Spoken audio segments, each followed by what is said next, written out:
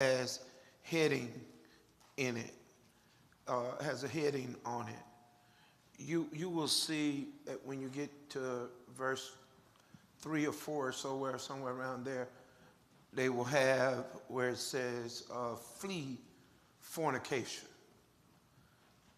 Fleeing fornication, all right? Well, Paul is instructing the church at Ephesus of the things that it takes to control or to make your spirit man a healthy man.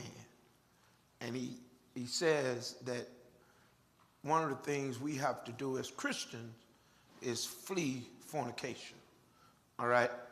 And so keeping in mind that all of chapter 5 is based upon those same things. So when you get down to, pull it up for me, verse 20, he says, give thanks always for all things unto God and the Father. What is that? That's Ephesians 5:20. All right, go to the next verse. There it is. Submitting yourselves one to another in what? Fear of God. So this is a suggestion to husbands and wives. And there he's basically talking about your body in fleeing fornication and in keeping the other from fornication and adultery. He says you must learn how to submit yourselves to what? To one another. Now this ain't for coding people. This marriage talk. He says that, watch this, submitting yourself, write this down, submitting yourself one to another means you must learn to supply the need of somebody that's not your need. You missed that.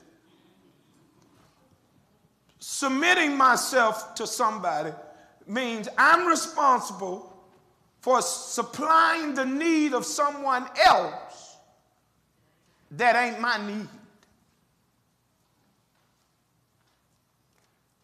Are you getting it? Or you still on slow bus? I need to say it slow. It's because, watch this. One of the bumper tail stories we have in marriage, in relationships, is that people don't expect you to feel one way because they don't feel that way. Or they don't expect you to have that need because they don't have that need. But because it's not your need, doesn't mean that it's not their need. And you can't neglect their need because it's not your need right now. Ooh, it's quiet. This is going to be a hard crowd. I got you. Y'all know I like it when you get quiet. That means you're listening. That don't marry someone that you're not willing to satisfy their needs.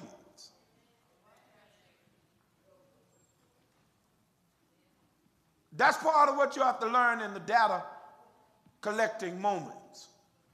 That if I don't care about you enough, that I'm going to submit to your needs because of my love for you, then guess what? That means you're not the one I'm supposed to marry. You're not the one I'm supposed to marry. That I got to love you enough that even when your needs and my needs are not on the same track, I love you enough to supply yours when I don't even have the same. You hungry, I'm not. Do I say, well, I ain't hungry, so we ain't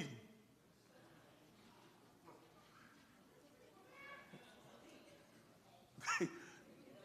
You say, I'm hungry, well, I'll call you when I get hungry, because right now I ain't hungry. No, well, that should be in all things. He says, learn how to submit yourselves, what?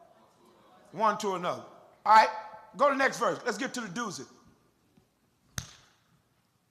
22. Wives, raise your hand if that's you. If you're a woman, You either wife or you want to be one. Raise your hand. Because if you don't want to be there, this ain't the class. They in the other room. Everybody over here want to be a wife. This is not the class where I don't want no, I ain't trying to get no, I don't want to be by my dad. You are not in the right room. This ain't your class. That was last month. All y'all can dismiss yourself and go over to the other side. They having them conversations over there. They just talking about children and parenting and all that kind of stuff. But if you're over here, you want to be a wife. Wives! All the women in the room, stand up.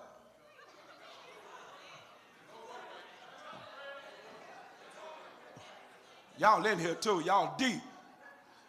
Now, I want all the women in the room, if you can't read the word, ask the girl next to you to help you. All the women in the room, read the next part from the S word all the way down to the period. Ready, set, read.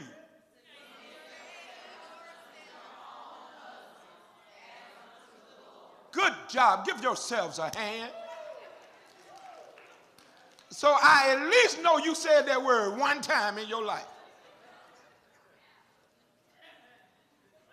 Now, women, here's the $500 question. What does the word submit mean?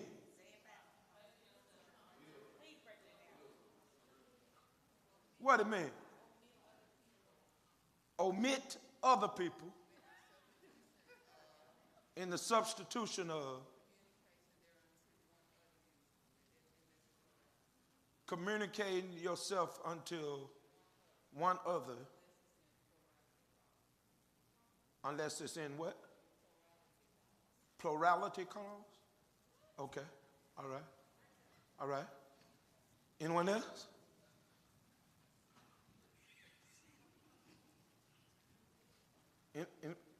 Anybody else? What's submit? To what? I heard somebody say it again, girl. Say it with your chest. To give in. Woo. To give in. What do you mean? Give in to another. What they using that word give in? Give in. What do you mean? What submit mean? So support. So Danny says support. Surrender. Ooh, what are you women? So y'all gonna surrender?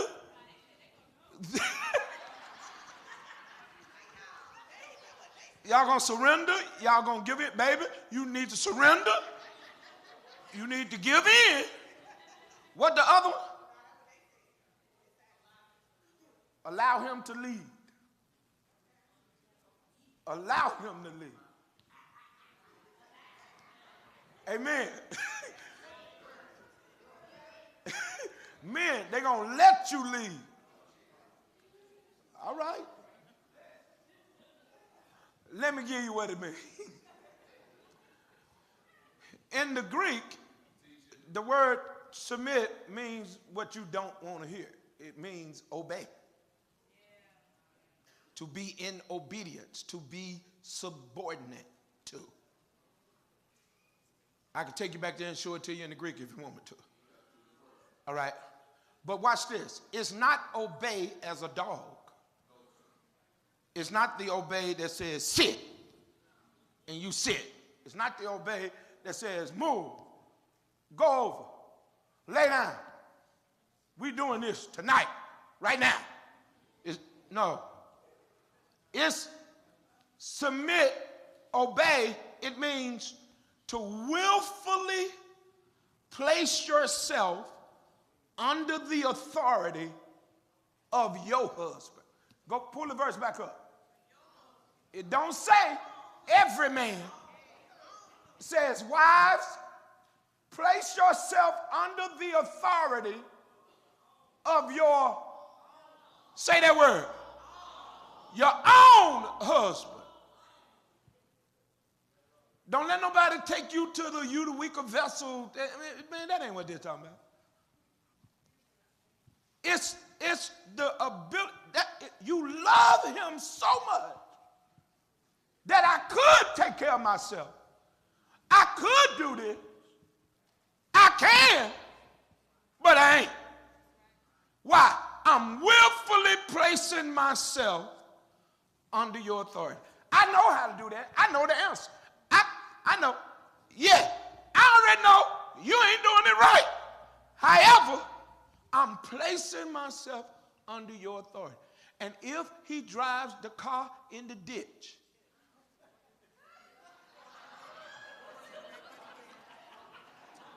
you better pray it's a ditch big enough for both of us. And here's what's supposed to happen. It's his responsibility to get you out the ditch. He is not obligated to be perfect.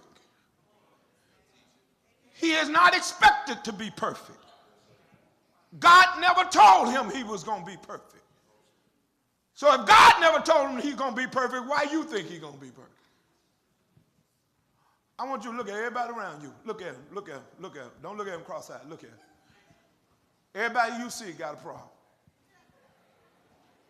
Everybody. There are no perfect people in here. Everybody. If I line all these husbands up in here and all of them told you they problem, you'll take the one you brought in here, you'll take him back with you. You said, come on, baby. At least I know your trouble. You just, come on, we're gonna go on back to the house. I keep what I got. Ain't nobody finna deal with that. Why? Because God knows you so much, he knows what problems you can handle. I'm telling you, when God is in your life, even my troubles are Father filtered. You didn't hear what I said. I said, even my when you crazy, God knew to put you with a man that can handle your little crazy. He knew it. He knew it. When you're dealing with a man that can't, you got too much man, I can't deal with your mouth. That ain't your man. That ain't it. You ain't deal with your man. I mean, God gave your man shoulders enough to handle your little mouth. Don't mean nothing. Why? It don't mean nothing. Because I know God already told you to submit. I'm not talking with you. You've been told by God, by the man who created you, to submit. What I look like arguing with you when God done already told you to submit? That's it. That's it. So my problem, if you ain't submitting, I'm not the problem. You're the problem. And God's going to deal with you for not submitting. Not to every man. To your own husband. Perhaps you picked a man to be your husband before you discovered whether or not he was the kind of man that you would be willing to submit to. Perhaps you based your choice on other things. Now you've discovered he ain't smart enough. He don't know God enough. He can't teach me nothing. Why wasn't it important for him to teach you nothing when you were dating him? What was he teaching you then? Nothing. He wasn't teaching you nothing then, and he ain't teaching you nothing now. And now you mad at God. You done tied me to this man. God said, I ain't picked that dude for you. You did that. I present, you pick. Submit yourselves. Women, do what? Women, we need to stand up and read again? Wives, do what? Listen at that church, listen at that. Boy, y'all gave me a lazy submit. But that's all right, it ain't like, you just because you don't say it don't mean you ain't hear it. All right, let's roll. Go to the next verse. I'm finna get to you. But not yet. For the husband is the what? What that mean? What that mean?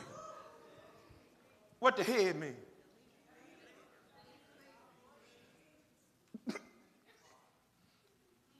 Well, y'all act like this is a cuss word. I've never seen you so quiet. What the head mean?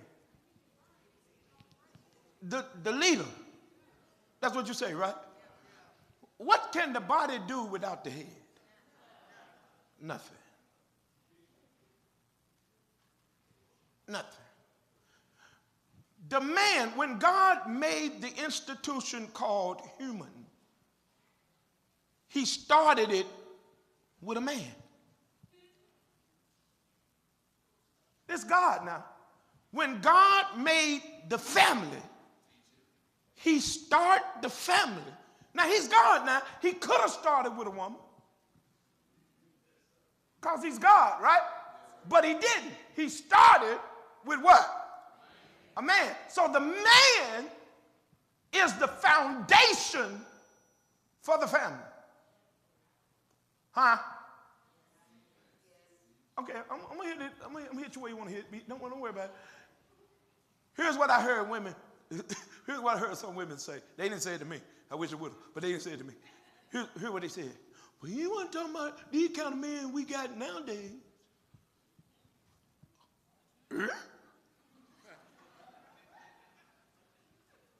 Because how was Adam different than the man we have nowadays?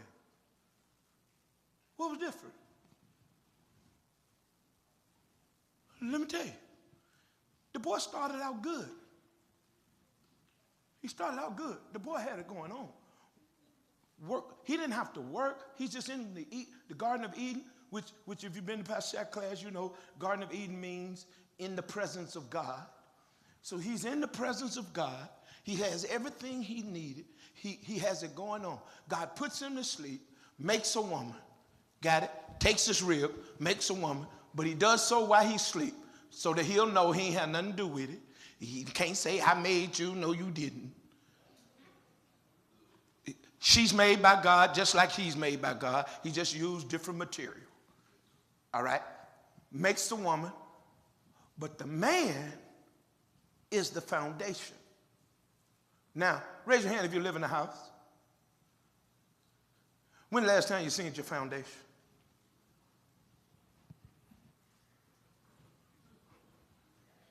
When the last time you seen it? If you didn't build it, if you didn't build it, you ain't never seen it. If you did build it, you ain't seen it since you built it.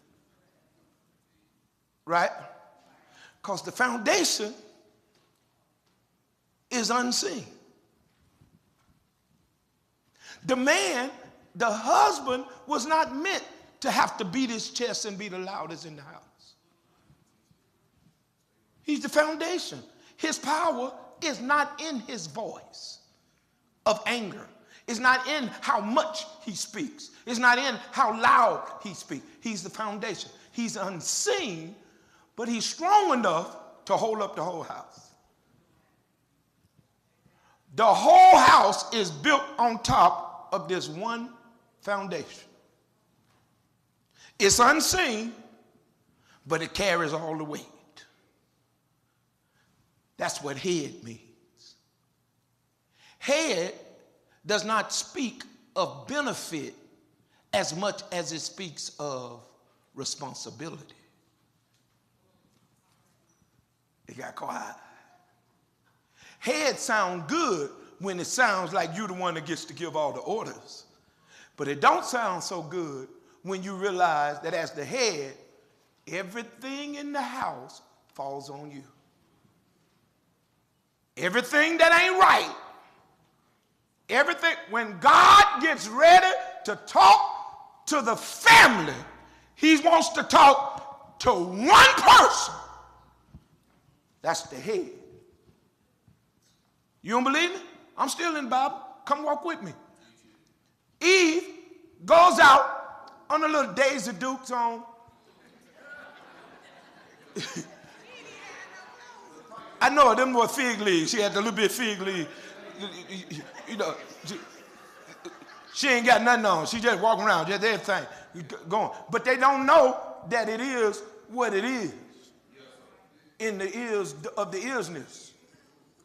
Because right now, ain't no sin. Everything good. So she just looked like a woman. Well, he do know that he don't feel the same way when he look at her as he do when he look at an elephant. he know there's a difference. That looking at the hippo don't do for him what, and if there are any real men in the building, you ought to be able to testify that looking at your wife does something different for you than looking at any woman. Thank you, Mark. I heard somebody back there. Brother, in case you don't know it, that's a good time for you to say, yes, sir, showed Israel. Yep, you got it. Because when you get home, she going to say, you ain't say nothing. That man said, looking at his wife, looking at your wife ought to do something, and you sit there and didn't say nothing. Now, don't look at me now. As soon as you get home, like, come here back. Now, it didn't do nothing for you at the church.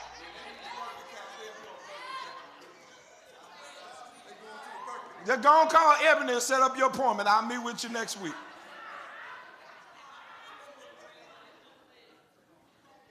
Watch this.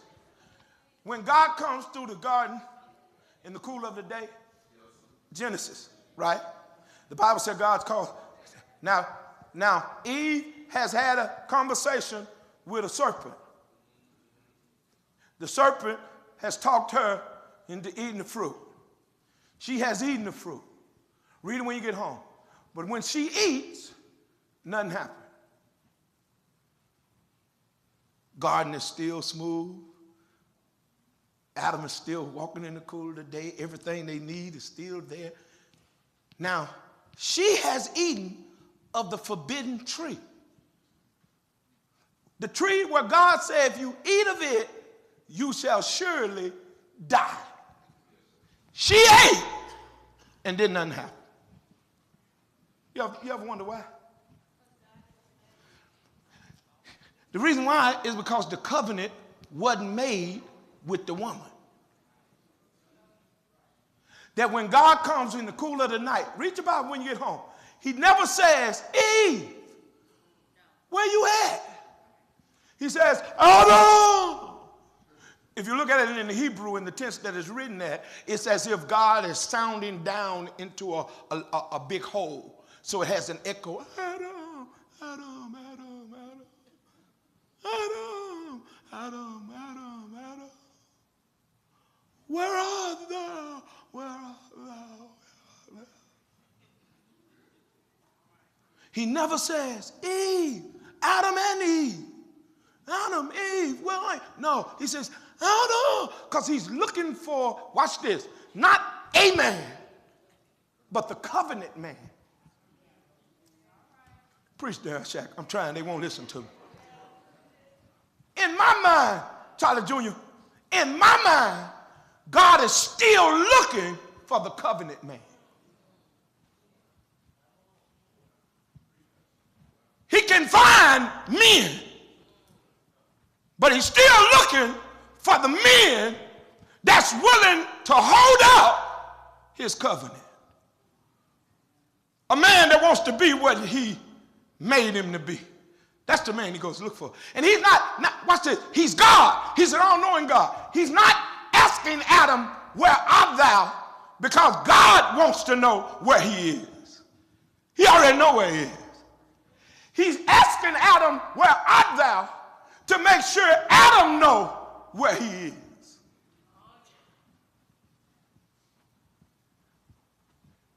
Now, women, I don't know why I feel safer over here tonight. I'm going to teach from this side of the room because I just feel safer. But women, have you ever considered, just ride with me for a minute, that Adam's relationship with God, he actually hears God in the verbal. His relationship is not through a Bible. He hasn't been reading the Bible. Everything he hears from God, he hadn't been listening to a preacher. Everything he heard from God came from what? Say it, the mouth of God. The mouth of God. Not like these modern day people. Because everybody, I heard from God, God told me to tell you, child, please. Do you know the condition spiritually you have to be in to hear from God? to literally hear from God. You know what kind of spiritual condition you have to be in. And you know how long it takes you to get into that kind of condition and how hard it is to stay in that kind of condition. It's hard. You might have one of them every nine then. But it ain't coming every day. Because the Bible said that he can't dwell in an unclean temple. That means a temple that's got anger. That means a temple that's got bitterness. That means a temple that's got sin. That means a temple. So guess what? God said to know me, you're going to have to read my word. But Adam, he talks to, Adam heard God for the voice. Ma'am, I don't know your name. Yes, I do. Sharita. That's what I was going to say. Because I'm a prophet. Sharita, what kind of power must a woman have to get a man who heard from the voice of God not to do what God say do? Hold on, Miss Sharita. And she ain't even touched him yet. What kind of power she got? Come here, women, Eve daughters. All y'all Eve daughters. Right? What happened to your power? Where'd your power go? What happened? She ain't even touched that booger. And yes, she just said, baby, eat this. He doesn't say, ain't that the fruit God said don't eat? Girl, we can't eat that. Put that down. Where you get that from? We can't eat that. Well, I already done ate it. Well, you might have ate it. You're going to die. I'm not going to eat that. I'm not going to eat that. He doesn't say any of that. He said, okay. Now, I don't know about y'all. This is a question that's been puzzling me all of my preaching ministry. I've just wondered what did this woman look like? What did she do? What did she do to get a man who heard the voice of God? And God said, you can eat of every other tree, but of the tree in the midst of that garden thou shalt not eat. If you do, you shall surely die. And he just heard that. It ain't been long ago. And in just a short period of time, whatever power this girl had, all that stuff went flying out the window. And I used to, between me and you, I used to judge Adam for that. I used to say, he's weak. That's weak. Until I started thinking about the stuff she done got me to do.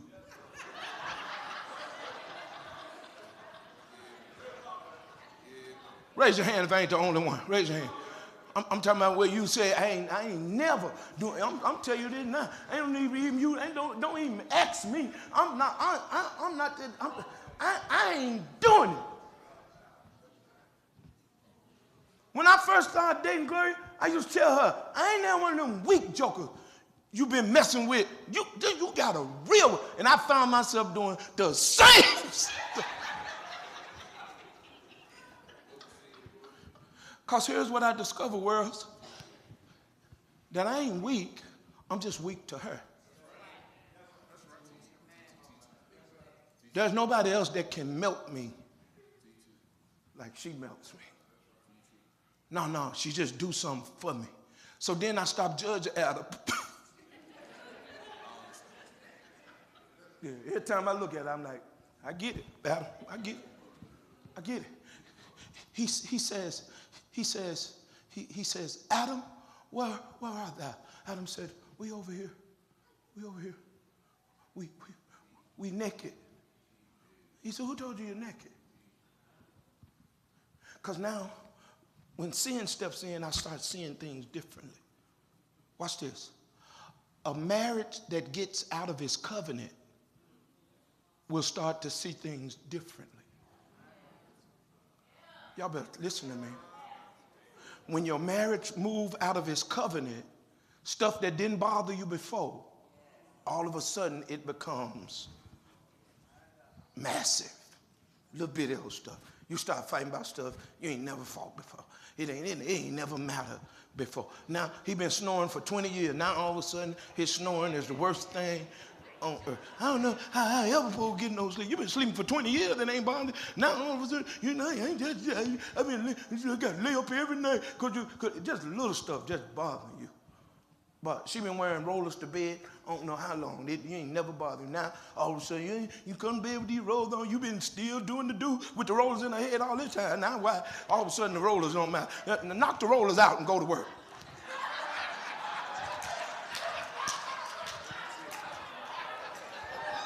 You doing it right, them rollers will come out. Rollers we'll have a roller fest. Roller be flying everywhere. That rollers just shooting. Rollers like bullets hitting the wall.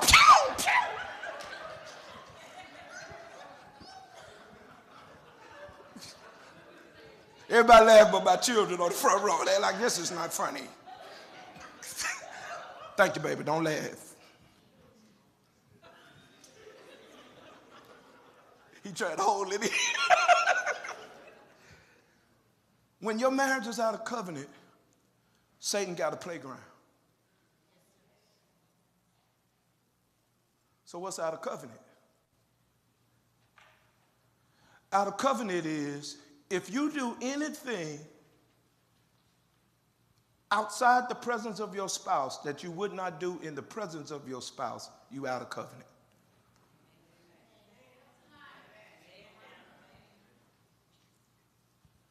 I need to say it again.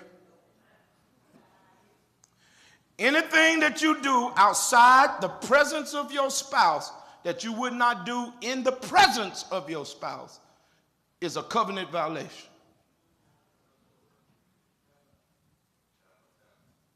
It's a covenant violation. If Sister Pre walked in my office and Gloria is in the office, I would not say to Sister Pre, my, girl, whoa. You doing that. Whatever that means. That is not the language I would have if Gloria was sitting on the couch with me. So whatever my language would be, good evening, Sister Pre, how are you? Good to see you, dear. It's the same kind of language I should have when she's not there. Are you listening to me? There are more marriages in trouble because somebody broke covenant. Stick a pin right there and let me tell you that sleeping with somebody is not the only break of covenant. You can physically damage me, but you can also emotionally damage.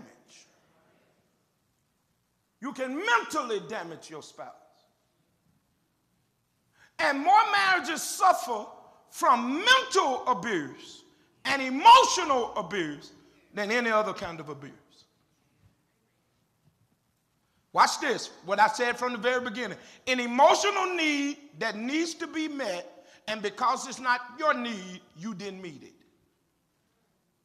So you say stuff like that. I don't know why we have conversations like this in marriages, but you say stuff like this. You're too needy. What the heck?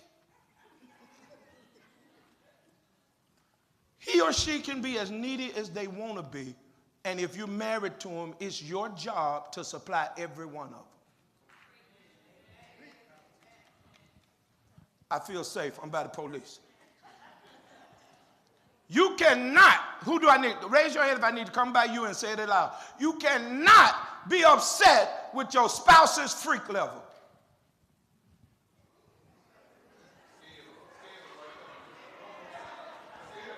Oh, you thought you was at Bellevue Baptist.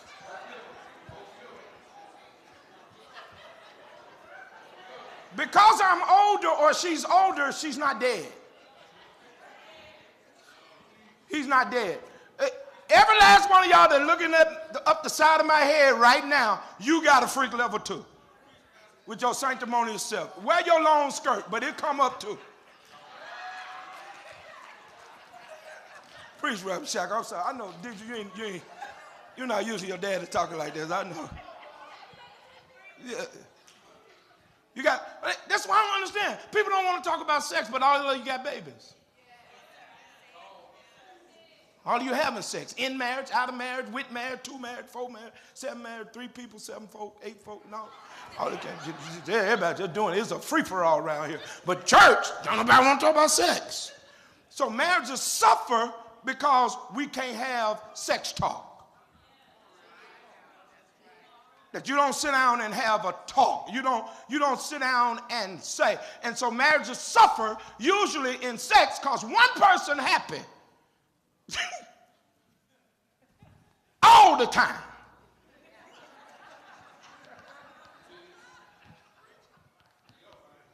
And another person is not very happy. See, sacrifice should be involved in sex in marriage, but it can't be the same person sacrificing all the time. It should be, and brothers or sisters, whichever way me to go, you can't keep saying, I owe you one.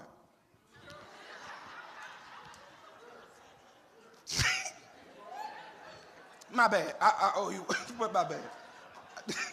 I'm sorry. I did it again. My bad. But tomorrow, I got you. See what happened? I wasn't ready. So you got to have a conversation. You got to have. I learned this from my wife. You got to have a conversation. You got to be able. But you got. Like you can't, that's why when y'all be saying, I want honesty, and no, I ain't really ready for it. No, you got to lie to me a little bit, just a little bit. You don't have to lie to me a whole lot, but I ain't able to tell. I got something called an ego. I got one. I don't know. If you ain't got none, God bless you, the Lord be with you real good. But me, I got one, and it's fragile. I just found somebody that know how to, yeah. Yeah, she know how to, massage my ego. So she can tell me without hurting me. Yeah, here's how. I ain't gonna do it. I ain't gonna tell it all, baby. Here's how. You brag more about what you like than you talk about what you don't like. You say, I really like it when you do this. You should do that more often. More. Move this way. No. Slow down. Do that. Yes. Yep, that's it. Hold on. Hold on to your period. This is going to be heavy. Without faking. Ooh, y'all can fake. Ooh, Lord. But if your relationship's gonna change in the physical way, somebody has to talk. You're gonna either talk or be miserable all your marriage. And that ain't gonna last long. Let me tell you. Because lust is real. I ain't even got to the stuff you need in your marriage yet. Say lust is real. Lust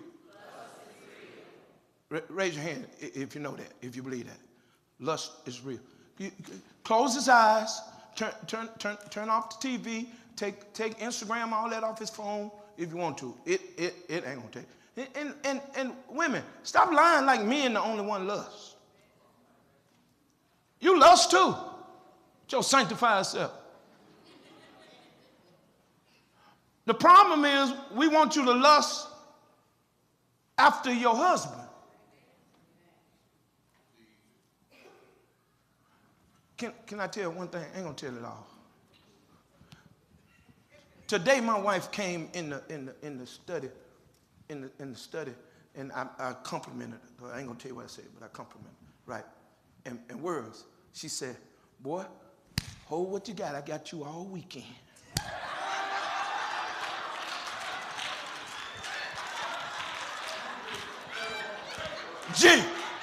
Gee, your boy was like, you sure do, girl. We can leave a day early if you want to. Oh, we love that kind of stuff. Look, he don't want to chase you all the time. And if it's the other way, she don't want to chase you all the time. Your spouse want to know you want them too. What would happen if we just chasing each other? Let's take turns on the doggone chase. Good grace, just act like you're chasing me. If you ain't running fast, just come here.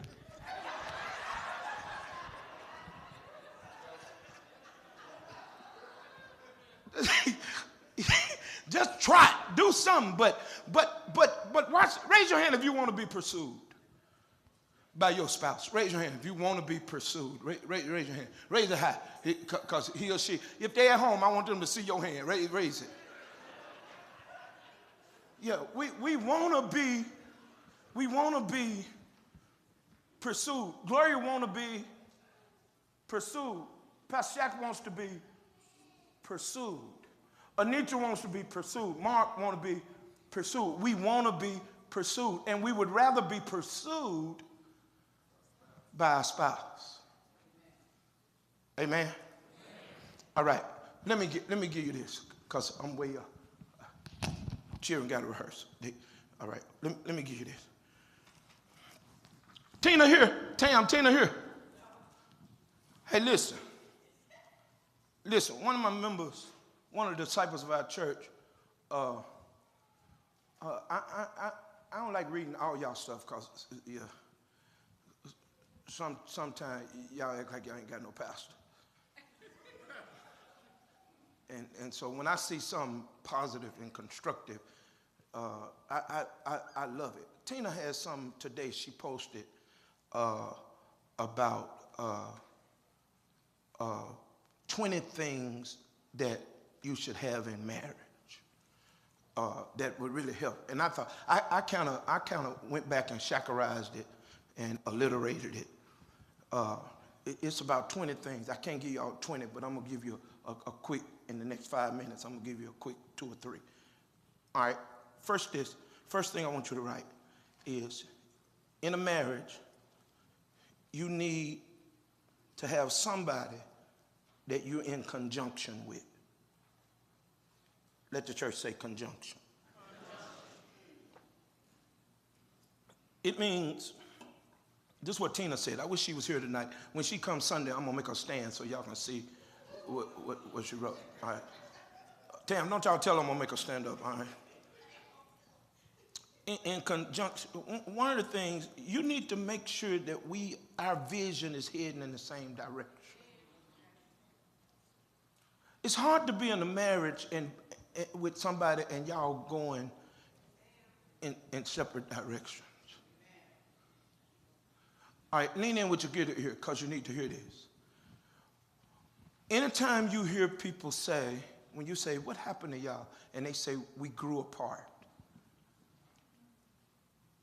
Now get this. We can argue about it another time. If you grew apart, that means at some point or another you were not connected. The Bible said marriage is twain becomes one. Now, if we one, how'd we grow apart? To grow apart, that means at some point or another you had to disconnect. So the problem is not that we grew apart. The problem is we didn't recognize what was disconnecting us. Reach over. If you're sitting by your spouse, reach over and pull them tight. Pull them tight. Pull them. Pull them tight. Pull them tight. Pull them tight. They're yours. Pull them tight. Pull them. Get them. Yeah. Get them. Let that man pull you tight. Pull them tight. Grab them. If you by your girl, pull her tight. What disconnected you? What took that away? What happened when you start sitting at the end of each couch? What happened? What did you let creep in and you didn't recognize that it was showing up? What happened? When you won't lay your head on my shoulder no more. What happened? When you won't even touch me. And I'm talking about touching outside the bedroom. I'm talking about the intimate touch of your hand on my shoulder. Her head is in the lock of his shoulder, and I'm laying on my man's strong shoulders. Boy, that's some sexy stuff. That's sexy stuff right there. That's stuff. The smell of your man. The smell, the pheromones that come from him. It should do. I see some women now like, I'm finna go home. I got to go. I'm finna go lay on my husband's chest. It's something about, it's what God, watch this. God meant for you to have this kind of intimacy before you have that kind of intimacy. I need to know that you'll do this without that. I had to learn that. Most fellas in here, you would admit, spooning didn't mean the same for me as it means for Gloria. Everybody know what spooning is, right? Dr. Daniels, spooning is when your girl is in front of you in the cup position and you behind her, like, you know, you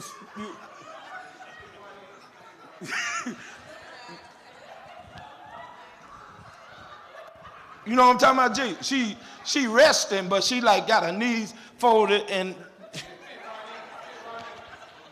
then you behind her, and you supposed to be just spooning, holding.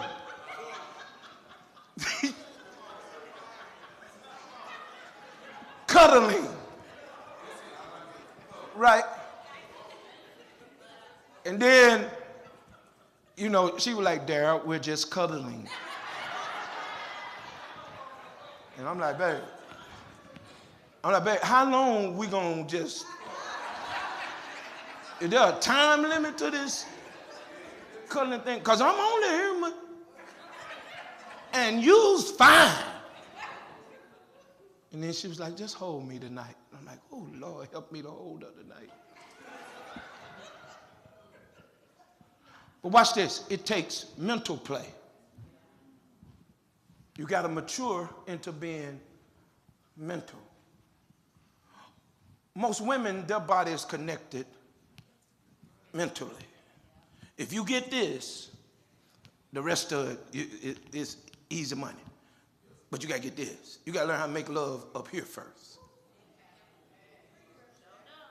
Whenever you do that, and if you make love up here, you can do that long distance. You can do that while she at work. I'm telling you. It ain't nothing like, you have got a text, come home.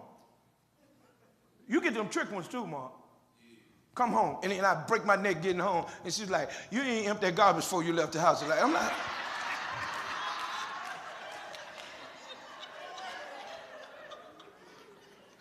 No, you said,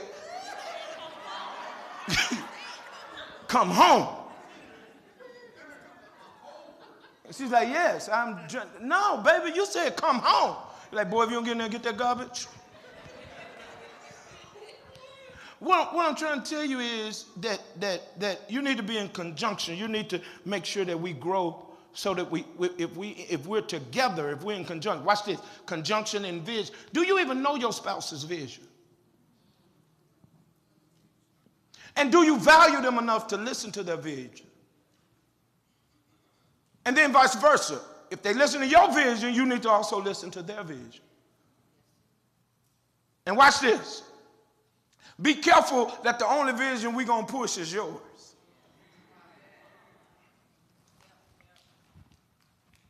That we need to be equal in pushing visions. Gloria pushes my vision, but she also has vision. So I have to push her vision just as well. Say we got to be in conjunction. Watch this. We must agree on the things we need so that we know what projects we're going to pursue together. We're going to pursue these, say, together. We got to be in conjunction with each other. We got to be in a oneness with each other. Watch this. We may have different territories, but we got one mission. We might have different what?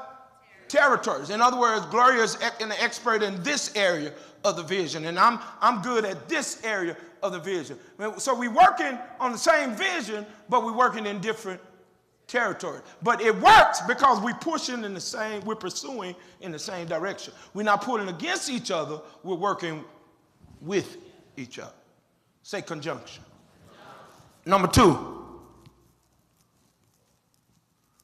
make sure that you give your marriage needs care and concern. That's a double fold, but it's only one. Care and concern. Say care and concern. Your spouse needs to know you care about her. And more than just the bedroom. When the last time you just made eye contact with each other? Do you just look at each other? Like look. Like look. Do you still flirt? Yeah. Y'all don't flirt no more? You got them now, you ain't got to flirt. Like eye contact. It's something about the way raise your hand if you can relate to this. It's something about the way she look at you. Yeah. No, I heard my boy. He put that Barry White voice on. He was like, it's something about her, baby. And everybody said, nah, you just trying to make her be quiet. Let that man look at you. It's something about a look. You need to watch. When your spouse is talking to you, look in their eyes. Let them know you're interested in what they're saying. When a person values you enough to listen to you, that speaks something. It speaks something. It means something. If you give me your time, just enough time that you want to hear what I'm saying, that's sexy. Ooh, that's sexy. Look, when you care and concern, do you send warm, affectionate texts? Do you send warm and affectionate texts, or are all your texts reminders?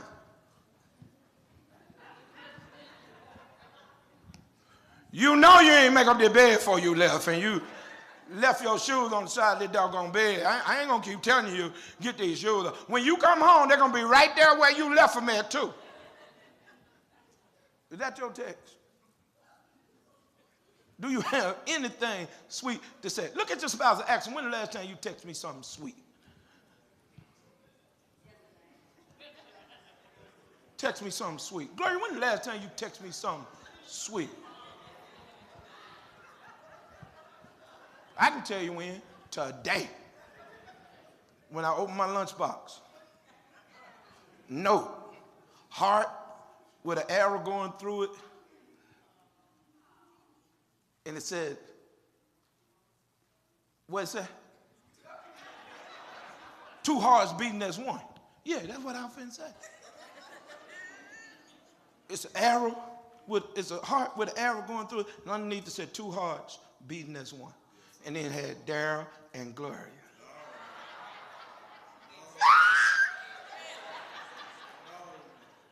Well, the weekend finna be great. Say care and concern.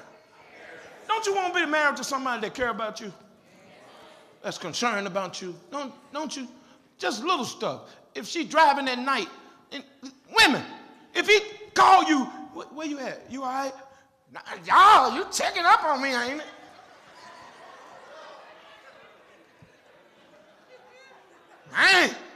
I ain't been gone with that 10 minutes.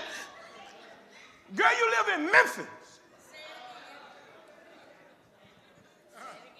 You live in Memphis.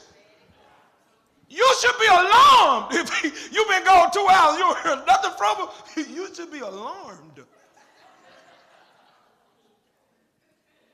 Got it? Yes, I want to talk. Grace calls me before she leaves the church. If I'm home before, I want her to call me before she leaves the church.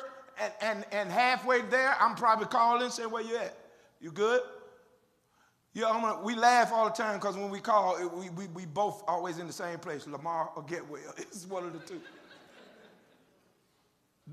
But it's marriage. It's important that I know you care about me and they know.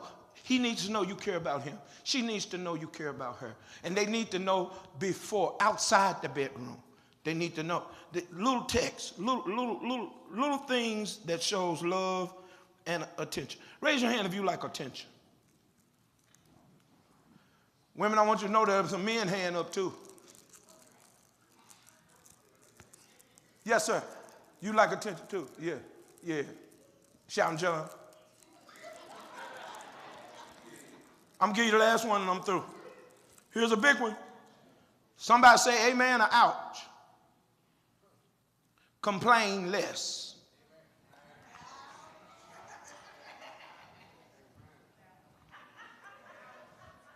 Complain less. Look at your spouse and say complain less.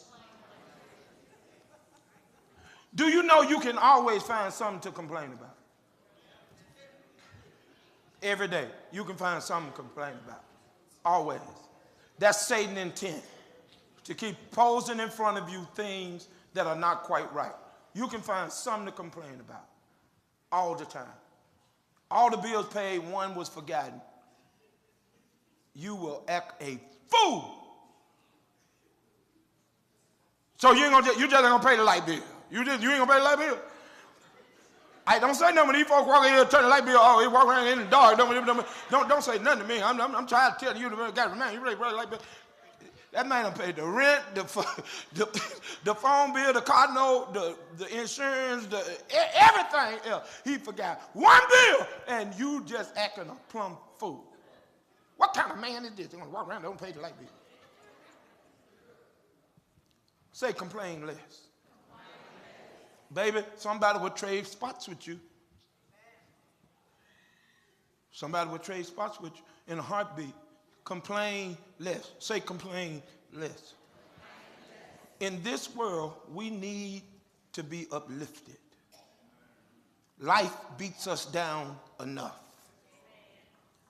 We don't need the people we love beating us down too. Complain less. Say complain less. And if you complain less, you'll feel better about yourself too. Just bitter. What happens when you tear down what God built up? God gave you a whole man. Now you complaining to God that he's not a whole man. God said, well, he wasn't in that condition when I gave him to you. You tore him down. Why? Because you're a master fault finder. You become good at it, and you brag at it. Oh, if it ain't right, I'm going to be able to tell you. I'm the first one to know it ain't right, because I knows what's right.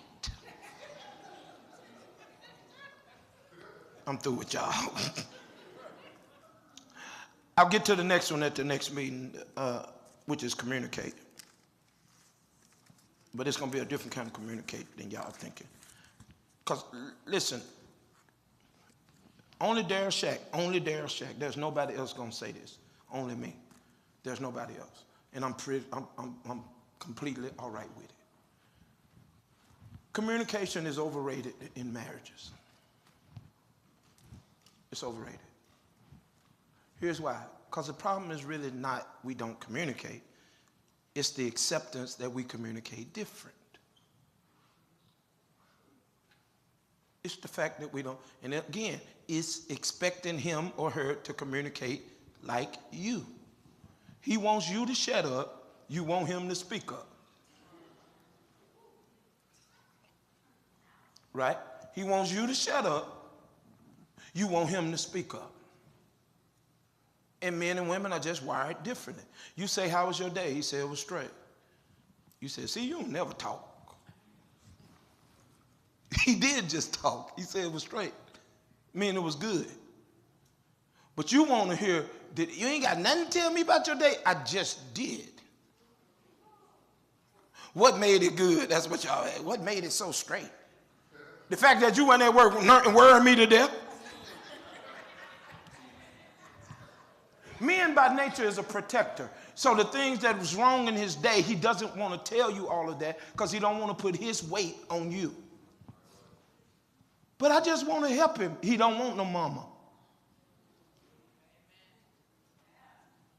He's not looking for another mama. He want a wife. So you are helping him. Here's how you help. When he said it was straight, you said, well, that was good. That's good. I hope tomorrow be straight too.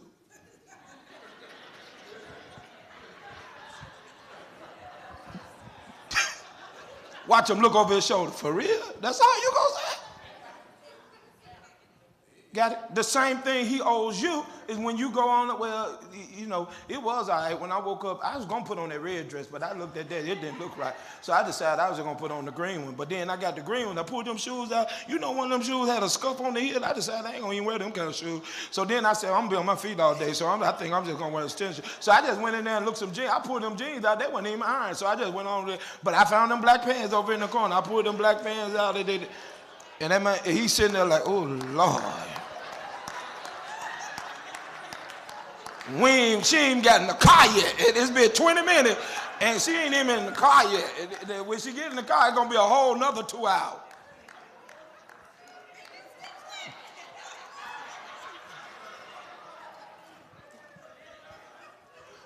But watch this. Just like you owe him understanding as to his straight, he owes you the patience to listen to him.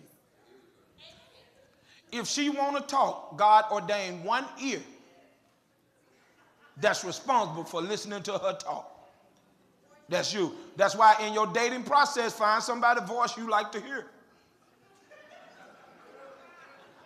Because you're going to hear a lot of it. So when Gloria, and she doesn't do it often, but when she wants to talk, it's my job to sit down. And she hates it. If she's talking and I look at my phone, oh, Lord. You talking about 1 to 75? Is something in that phone so important that what I'm saying ain't? That's exactly what she'll walk straight out that room. And I'd be like, Mom, baby, I want to. Somebody had a stroke.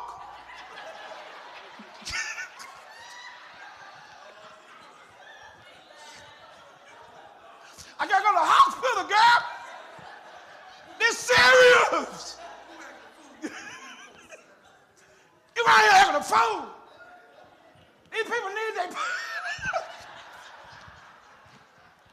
God bless y'all tonight. Give God a hand clap of praise, won't you?